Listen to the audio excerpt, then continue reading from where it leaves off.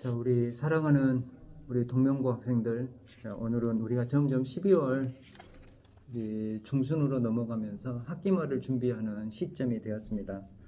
오늘은 우리가 2학기 때 우리 학생들의 성경 질문을 가지고 한번 여러분들의 고민을 한번 생각해 보면서 이 성경에서 어떻게 답변하고 있는지 한번 좀 나누는 그런 시간을 갖도록 하겠습니다. 자, 그러면 다음 한번 화면 보여주세요. 첫 번째 우리 학생들의 질문들은 여기 수업 시간에 과학을 배우고 물리를 배우고 생명과학을 배워서 이런 질문을 많이 하는 경향을 보게 되는데요. 이 과학이 말하는 우주 탄생과 성경이 말하는 우주 기원은 무엇이 차이가 있는가?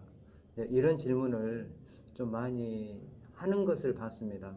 이번 학기에 여러분들의 질문을 좀 받아봤더니 한 43개 정도의 질문이 있었는데 그 가운데 오늘은 한 17개 정도 질문을 가지고 한번 살펴보려고 합니다. 자, 과학이 말하는 우주 탄생과 성경이 말하는 우주의 기원은 근본적으로 어떤 차이가 있는가? 봐보면 가장 큰 핵심적인 차이를 본다면 아마 이런 걸 거예요. 그 세속의 과학은요, 그 하나님의 어떤 존재를 전제하지 않잖아요. 그렇기 때문에 어떤 우주의 기원을 어떻게 이야기하느냐면요, 우연에 의해서 생겨났다라고 기본적으로 말을 해요. 그러니까 우리가 태어난 것도 우연히 태어난 거고, 이 우주가 생긴 것도 우연히 생긴 거예요. 그 우연 뒤에는 어떤 분명한 목적이라는 것은 없어요. 그냥 어떻게 되다 보니까 생긴 거예요. 이런 어떤 관점이 농후하고요. 그 다음에 두 번째, 일반 과학에서 말하는 우주의 기원은요, 어떤 경향을 갖고 있느냐면 기존의 어떤 물질에서 이 우주가 생겼다라고 보는 경향이 강해요. 그러니까 다시 한번 정리해 보면 우연히, 그리고 기존에 어떤 물질이 있어요. 그 물질에서 이 우주가 생겼다라고 보는 이제 이런 어떤 경향이 강한데, 그에 반해서 우리 성경은 무엇이라고 가르쳐 주고 있습니까? 창조주 하나님이 말씀으로 우주를 창조했다 라고 말을 해서, 하나님이 이 우주를 만들 때 우연히 만든 게 아니고 재미삼아 만든 게 아니고 어떤 분명한 목적을 가지고 창조했다. 그리고 이 성경에서 말하는 하나님의 창조는 어떤 물질에서 무엇을 만든 것이 아니고요, 무에서 유를 만들었다 라고 하는 어떤 그러한 창조를 강조하는 거죠. 그래서 이러한 중요한 차이가 있다는 거 여러분이 이해하시면 되겠습니다. 다음. 자, 그 다음에 두 번째 질문은 성령이 하시는 일은 무엇인가? 우리 기독교의 하나님은 삼위일체 하나님이잖아요. 그래서 성부 하나님, 성자 하나님, 성령 하나님이 계시는데, 우리가 성부, 성자, 성령 하나님의 그 일이 각각 약간 구분은 되어지지만 따로 분리되지 않거든요. 그래서 이 성경을 보면 이 성령을 하나님의 영 또는 그리스도의 영이라고 보통 불러요. 이건 뭐냐면 성령 하나님이 독자적인 어떤 일을 한다기보다는 하나님의 일을 하고요, 궁극적으로는 그리스도의 일을 하시는 일을 가장 중요하게 여깁니다. 그래서 이 그리스도께서 이 사역을 하셨잖아요. 그래서 이 성령 하나님은 그리스도의 영이기 때문에 우리로 하여금 그리스도의 일을 깨닫게 하시는 게 가장 중요한 일이에요. 그래서 그리스도가 어떤 일을 하셨는가, 우리가 그리스도를 믿었을 때 어떤 영적인 유익을 얻게 되는가, 이러한 것을 우리 안에서 깨닫게 하셔요. 그리고 이 성령 하나님은 마치 어머니와 같이 우리를 거듭나게 만들어요. 우리가 이제까지는 세상에 놓여 있었다고 한다면 예수님을 영접하여 그리스도의 영이 우리 안에 임하게 되면 우리가 새롭게 거듭나게 돼요. 그래서 하나님 나라 백성이 되게 만든다. 그리고 성령 하나님이 우리 안에 어떤 일을 하시느냐면요, 우리의 성품을 바꿔줘요. 그래서 성령의 열매 9가지 열매 있잖아요. 사랑에서부터 쭉 나오잖아요.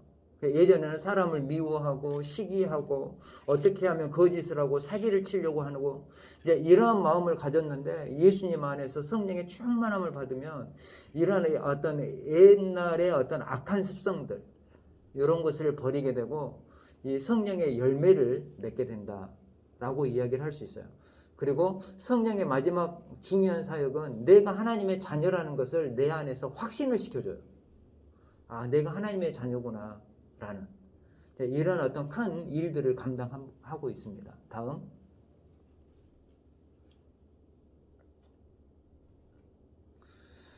왜 성찬 때 우리가 성찬 때 떡하고 포도주를 먹고 마시잖아요.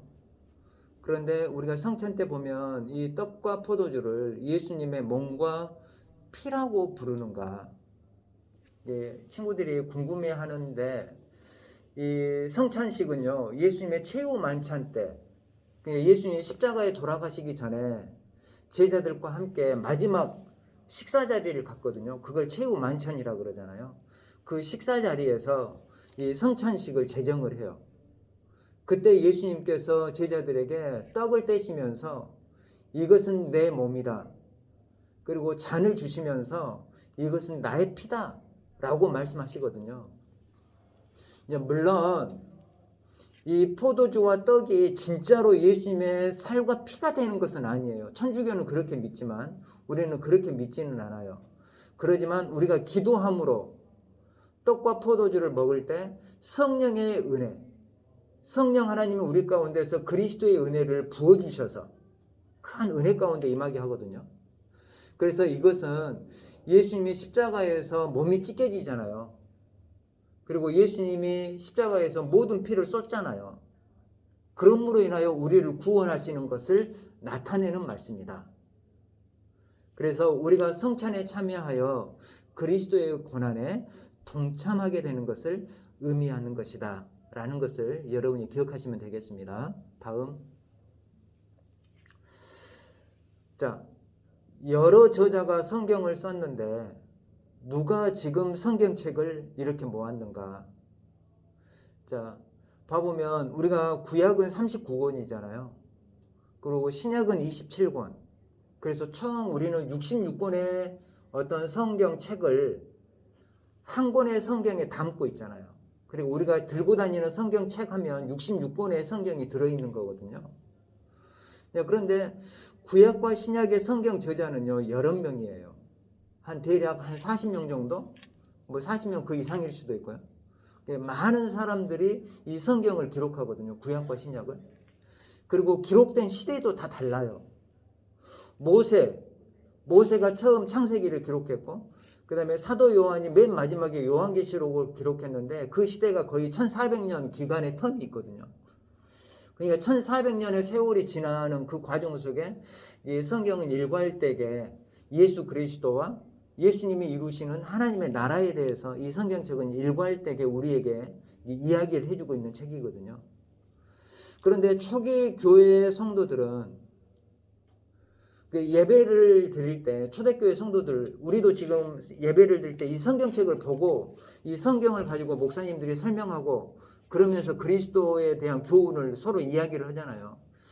그럴 때 초기 교회 성도들도 예배 때 사도들이 쓴 편지 그리고 구약의 어떤 중요한 문서들 이런 것을 읽으면서 하나님의 말씀을 들었거든요.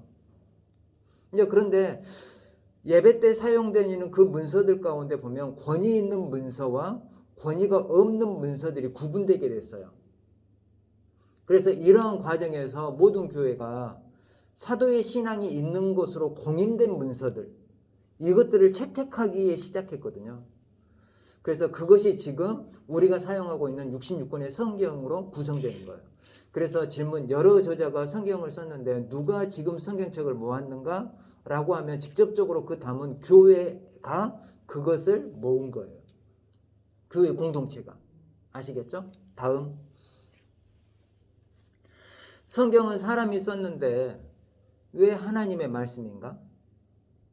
사람이 썼으면 그냥 글일 텐데 우리는 보통 성경을 하나님의 말씀이라고 이야기를 하잖아요.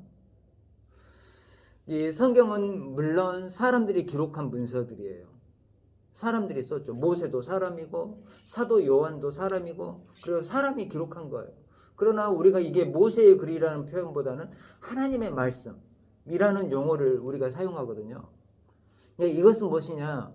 하나님은 성경 저자들을 특별히 감동하여서 기록에 있어 오류가 없도록 기록하게 하셨기 때문에 이 성경에는 오류가 없이 하나님의 그 메시지가 그대로 우리에게 전달된다는 차원에서 이것이 하나님의 말씀이다 라고 우리가 이야기를 하는 거예요. 자, 한번 생각해 보세요. 자, 우리가 구약 성경을 보면 하나님이 아브라함에게 나타나셔서 말씀하시죠. 하나님이 직접 나타나서 아브라함에게 말씀하셔요. 그럴 때 아브라함이 들었던 그 하나님의 말씀에 오류가 있다라고 생각했을까요? 그러지 않겠죠. 하나님이 직접 말씀하시기 때문에 거기에는 오류가 없다라고 이해를 했을 거예요. 그러는 것처럼 이 성경은 일종의 글로 기록된 하나님의 특별 계시인 셈이에요. 그래서 아브라함은 하나님이 나타나셔서 직접 하나님의 음성을 들었다고 한다면 우리는 성경책을 통해서 글을 통해서 하나님의 음성을 듣는 것이다 라는 것의 개념이에요. 그래서 이 성경을 우리가 하나님의 말씀이다 라고 이야기를 하는 겁니다. 다음. 참 이 질문 보면서 한참을 생각했어요. 누워서 기도하는 것은 죄인가? 우리가 간혹 가다 보면 우리가 너무 바빠서 또 때로는 기도하는 타임을 놓쳐서 잠자리에 누워서 그냥 나태하게 마치 생각하기로 나태하게 그냥 기도하고 잠을 자는 경우들 종종 있잖아요. 물론 목사님도 종종 앉아서 그리고 기도의 자세를 가지고 기도하지 못하고 그냥 잠자리에 누워서 기도할 때도 종종 있거든요. 이제 그런데 봐보면 이런 거죠. 다양한 형태의 기도는 허용이 돼요. 우리가 성경을 보면 이 하나님의 사람들이 기도할 때 다양한 어떤 자세를 가지고 하나님 앞에 기도를 했거든요. 근데 문제는 뭐냐면 기도하지 않는 것이 죄겠죠. 누워서 기도한다는데 뭐가 잘못이에요? 이 성경을 보니까 다윗도요. 침상에서 하나님께 기도하며 주를 기억한다라고 이야기를 하고 있거든요. 그러니까 다윗도 그 누워서 이 잠자리에서 하나님을 깊이 묵상하면서 하나님의 도움을 구했던 이런 대표적인 사람이 다윗이었어요. 자, 그 다음에 다음. 하나님이 계신다라는 것을 어떻게 하는가? 이건 참 어려운 숙제죠. 이때까지 모든 과학자들이나 모든 신학자들이 하나님의 존재를 증명하려고 얼마나 많이 노력을 했습니까? 그런데 이게 딱 부러지게 하나님이 계신다라는 것을 부인할 수 없는 어떤 것을 우리가 이야기한다면 우리가 전도가 뭐가 필요할 거예요? 그럼 전도할 필요 없겠죠. 뭐 다 보면 하나님이 계신다는 거. 근데 우리가 다 보면 정말 하나님의 증거물이거든요. 그런데 사람들은 하나님을 믿으려고 하지 않는 그 마음이 마음속에 있기 때문에 하나님의 어떤 증거들을 하나님의 증거로 이해하지 않는 거죠. 받아들이지 않는다는 거죠. 자, 상식적으로 생각해 보면요. 사람의 기원을 생각하면 그리고 우주의 기원을 생각할 때 아까 말씀드렸죠. 그것이 우연히 생겼다라고 생각하는 것보다 성경이 기록한 대로 하나님이 창조하셨다라고 믿는 것이 더 합리적일 수 있다라는 거예요. 이 과학도요. 우리가 과학하니까 상당히 합리적이라 생각할지 모르지만 이 생명의 기원과 우주의 기원을 이야기할 때는 이게 합리적이지 않거든요. 그냥 어떤 이론이거든요. 이론. 그 이론이라는 게 아까 우연히 생겼다? 그리고 어떤 물질에서 생겼다? 이제 이러한 것이 이론인 거예요. 그럼 어떤 것이 더 합리적인 거죠? 자, 한번 생각해 보세요. 생명의 기원은요, 우연히 만들어지지 않아요. 한번 생각해 보시게요. 자, 우연히 아파트가 세워질 확률이 얼마나 될까요? 우연히 아파트가 세워져 버려요. 우연히 어떤 생명이 만들어질 그 확률이 얼마나 될까요? 아무리 많은 세월이 지난다 하더라도 그 우연 속에서 생명이 만들어진다? 이것은 사실 이걸 믿는 것이 더 비합리적인 거죠. 우주의 질서를 보면 우리가 분명히 알 수 있는 건 지적인 설계자가 있다라는 것을 말할 수밖에 없다라는 거예요. 어떤 게 더 합리적인지 여러분이 한번 판단해 보세요. 이렇게 정교하게 만들어진 우리 인간의 생명, 이것이 우연히 만들어졌다? 나는 그거 도저히 믿을 수가 없어요. 지적인 설계자 하나님이 우리를 목적을 가지고 만드셨다라고 말하는 것이 오히려 보면 더 합리적인 거고 더 바람직한 것이다 라고 저는 여러분들에게 자신 있게 말씀을 드립니다. 다음, 자, 선악의 기준은 무엇인가? 여러분, 뭐가 악이죠? 어떤 게 죄입니까? 이거 생각할 때 대부분 많은 사람들은 우리가 지금 살고 있는 이 사회가 정해놓은 어떤 법에 위반만 되지 않으면 어떤 나쁜 짓도 다 가능하다고 생각하는 경우도 있거든요. 왜? 법에 어떤 그 저촉만 되지 않으면 어떤 짓을 해도 우리는 다 된다. 이제 이런 생각을 갖고 있는데요. 우리가 좀 본질적인 것에서부터 한번 생각해 보시게요. 이 성경에서 죄라고 할 때 그 죄의 어원은요, 뭐뭐에서 벗어나다라는 뜻이거든요. 그러니까 이걸 좀 더 정확하게 말하자면 우리가 활을 쏠 때 활의 관역 속에 이 관역에 집어넣어야 이게 점수가 되는 거잖아요. 관역 밖으로 넘어가면 이게 점수가 안 되는 거잖아요. 그러는 것처럼 이 죄라는 건 하나님의 관역에서 벗어난 것이 죄인 셈이에요. 자, 그렇다고 한다면 하나님의 관역이라는 건 뭐죠? 하나님이 세워놓으신 삶의 기준에서 벗어나서 자기 뜻대로 사는 것이 죄라는 거예요. 그게 악이라는 거죠. 그리고 성경은 우리에게 무엇이라고 더 말해주고 있습니까? 성경은 우리를 구원하러 오신 그리스도를 믿지 않는 것이 죄다라고 분명히 말해주고 있어요. 뭐가 선이고 뭐가 악이죠? 선이라는 것은 그리스도를 영접하여 그리스도를 믿는 삶을 사는 게 선이고, 악이라는 것은 그리스도를 배척하고 자기 소견대로 살아가는 것이 죄다, 악이다 라고 성경은 우리에게 가르쳐주고 있는 겁니다. 다음, 자, 구원이란 무엇인가? 이게 상당히 어려운 주제거든요. 이 구원이란 무엇인가? 어떤 관점에서 설명하느냐에 따라 우리가 다양하게 이야기할 수 있는 대목이지만, 이 구원이라는 것은 무엇인가? 내가 하나님의 은혜로 그리스도 안에 있다라는 것을 깨닫는 것이다라는 거예요.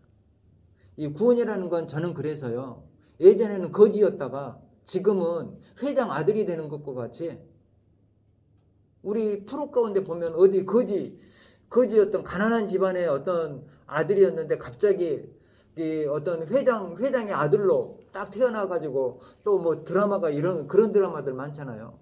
이게 완전히 신분의 변화가 일어나는 건데, 이 구원이라는 것은 바로 신분의 변화예요.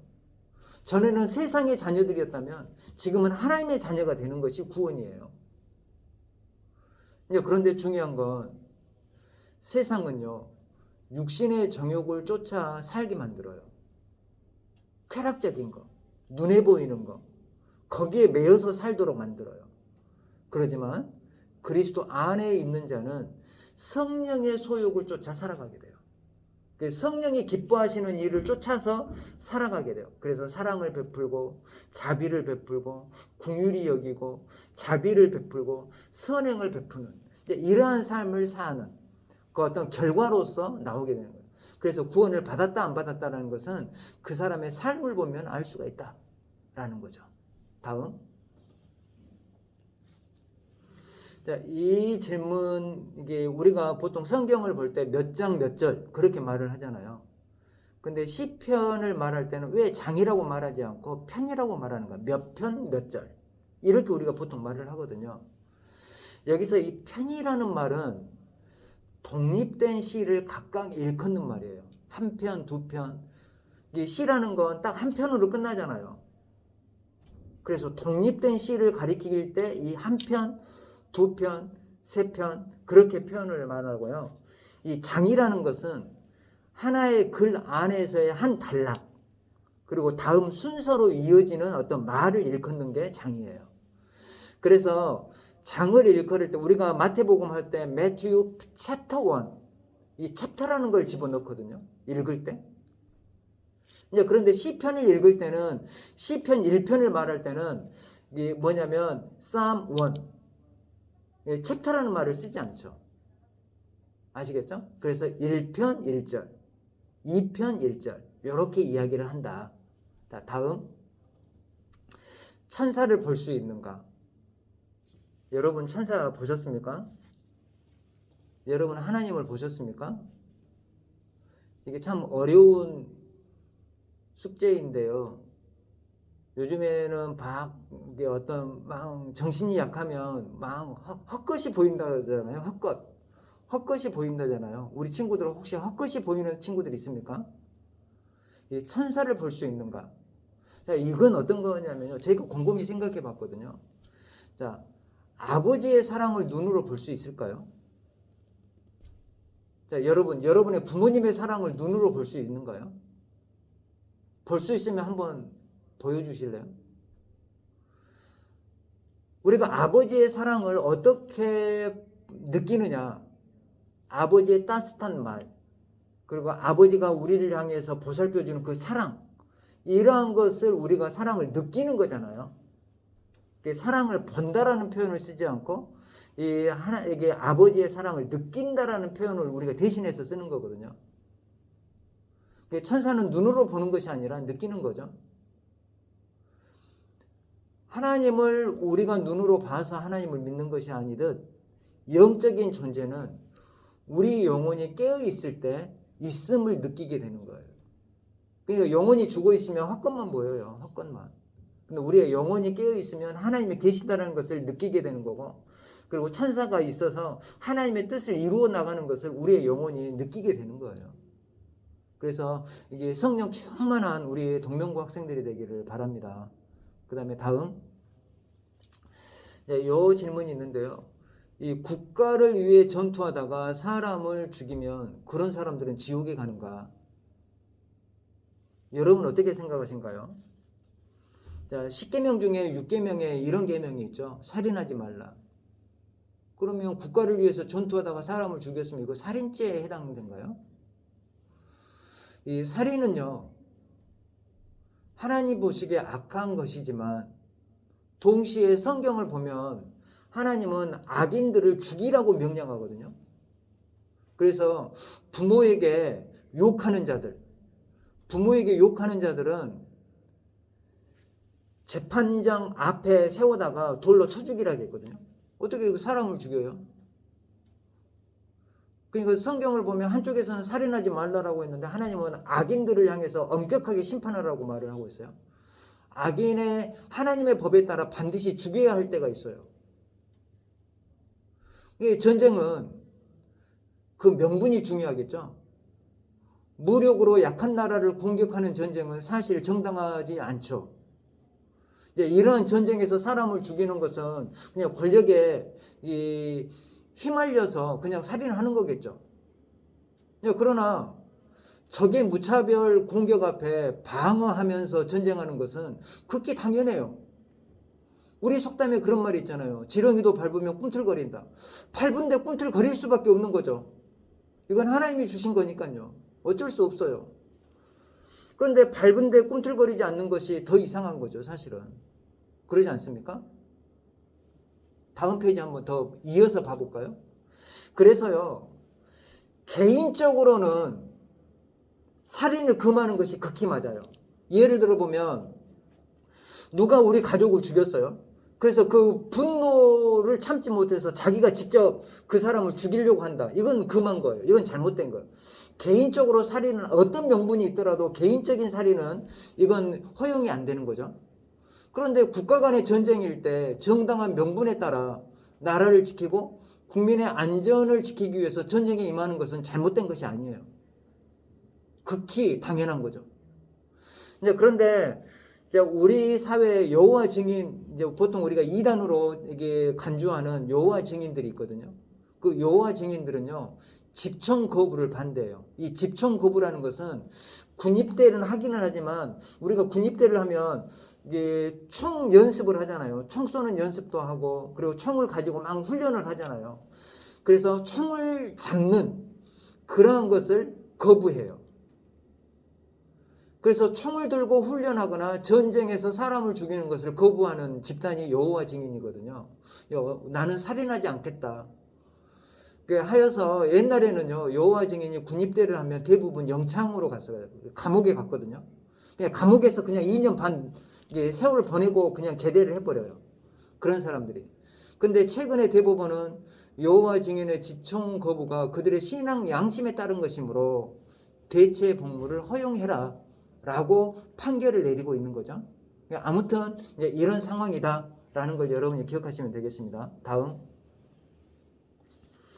자, 이게 이제 거의 이제 끝나갈 무렵이거든요. 몇 개만 더 하고 마칠게요. 자, 교회를 다니면서 게임이나 나쁜 쪽으로 중독이 되면 안 되는가? 당연히 안 되죠. 교회를 다니면서 나쁜 짓을 하는 거, 이런 사람 때문에 교회가 욕을 얻어먹는 거예요.